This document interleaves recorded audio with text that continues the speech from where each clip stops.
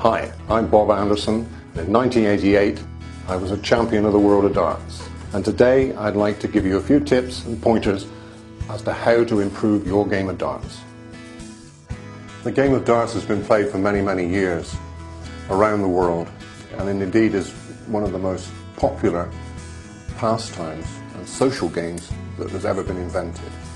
I've always maintained if you've got a set of darts in your pocket, you're not going to be a stranger for very long. You'll find a dartboard and people invariably will come up and challenge you, and you make new friends that way. The game is played in various forms, as I said, right over the globe. The most common game is 501 down, where you throw at the board, score as many as you can, as quickly as you can, and finish the game by hitting a double. Each throw is made using 3 darts, and it's a very precise game. You need to be throwing at a dartboard which is exactly 5 foot 8 inches off the floor to the centre of the bull, and 7 foot 9 1/4 inches away from you.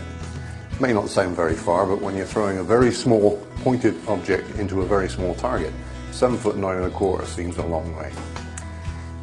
The game is played on an individual basis, where you're against an opponent, alternating shots, or as a team. There's really no limit to what you can do with a game of darts. As I said earlier, this is a tremendously social game. And now here we are at the dartboard. We've taken a throw and managed to score 100. The scoring face of the board is quite simple. The outer ring counts double the value. The inner ring counts treble the value. And in between is just single value. Here I've got 2 single 20s and a treble 20, making 100. And if you look at the face of the dartboard, to make things even more difficult and precise, whoever invented the dartboard as we know it today was quite a fiendish person. Next to every big number, there's a small number. On both sides usually.